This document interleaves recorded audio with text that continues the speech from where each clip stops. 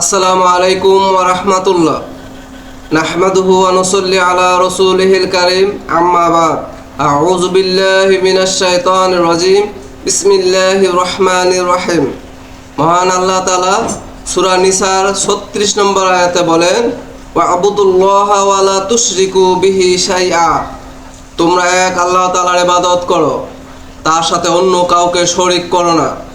এখানে দুইটি নির্দেশনা পাওয়া যায়।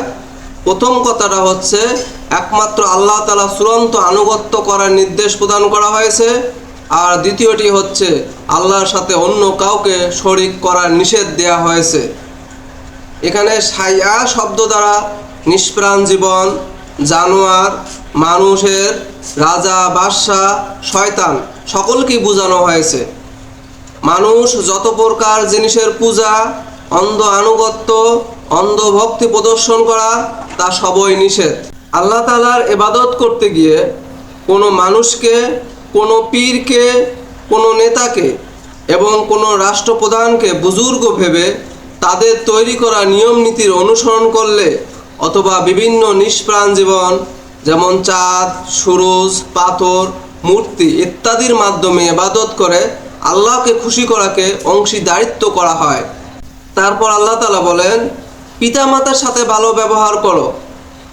ছেলে মেয়েদের আচার ব্যবহারে পিতামাতা যেন শব্দটাও না করে। সব সময় হালাল উপায়ে পিতামাতাকে খুশি রাখতে হবে। তারপর বলা হয়েছে নিকট আত্মীয়দের কথা। যত নেকির কাজ আছে তার মধ্যে আত্মীয় স্বজনের প্রতি ভালো ব্যবহার করাকে অনেক উঁচুতে স্থান দেওয়া হয়েছে। বরং আরও স্পষ্ট করে বলতে গেলে বলতে হয়, আত্মীয় স্বজনের সাথে ভালো ব্যবহার করার মাধ্যমেই সমস্ত ভালো বা নেকির কাজ শুরু হয়। বিশেষ করে নিকট আত্মীয় বা সাধারণ আত্মীয়, আত্মীয়র আত্মীয় যেটাই হোক না কেন, তাদের সাথে ভালো ব্যবহারের মাধ্যমে যে পুণ্য বা নেক কাজের সূচনা হয়, জীবনের অন্যান্য ক্ষেত্রে তারই প্রসার ঘটে। আত্মীয়তা যেখানেই থাকুক না কেন, তারা যদি সাহায্য প্রার্থী হয় তাহলে সেখানেই তাদেরকে সাহায্য করার মাধ্যমে আল্লাহকে খুশি করা যায়। এটাই প্রকৃত ধর্ম। ইসলামে সকল সওয়াবের বড় সওয়াব হচ্ছে এই মানব সেবা। মানুষের প্রতি দয়া প্রদর্শন এবং মানুষের প্রতি ভালোবাসা আল্লাহ তাআলা পছন্দ করেন।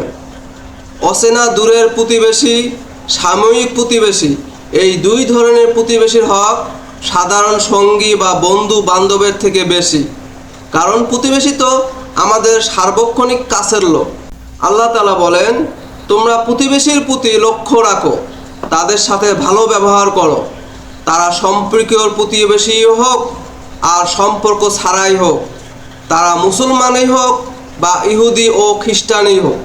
রাসূল সাল্লাল্লাহু আলাইহি সাল্লাম বলেন, সঙ্গীদের মধ্যে আল্লাহ তাআলার নিকট উত্তম সঙ্গী ওই ব্যক্তি যে তার সঙ্গীর সাথে উত্তম ব্যবহার করে থাকে, এবং প্রতিবেশীর মধ্যে আল্লাহ তাআলার নিকট উত্তম প্রতিবেশী ওই ব্যক্তি যে প্রতিবেশীর সাথে ভালো ব্যবহার করে।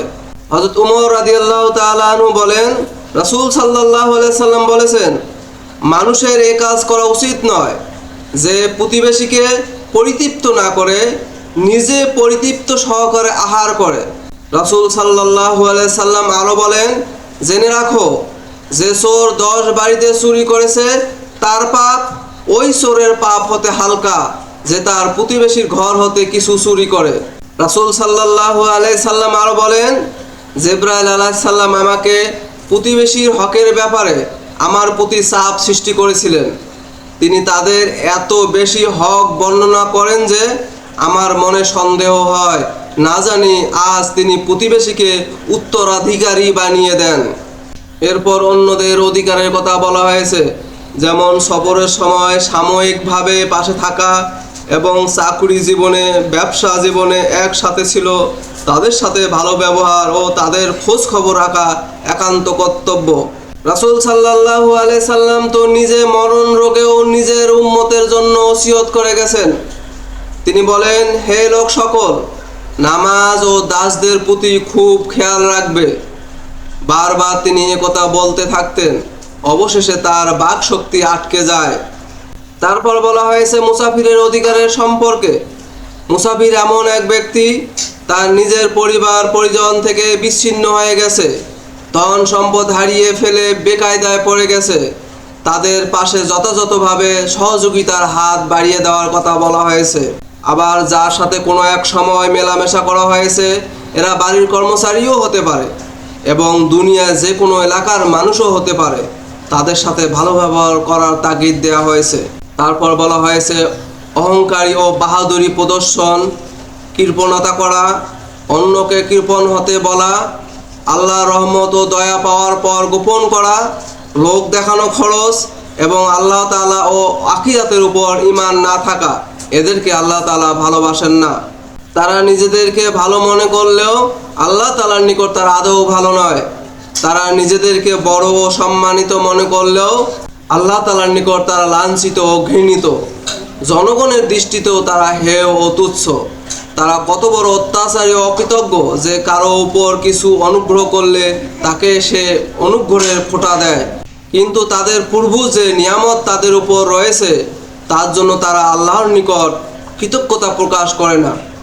মানুষের মধ্যে বসে তারা গর্ব করে বলে, আমি এত বড় লোক, আমার এটা আছে ওটা আছে।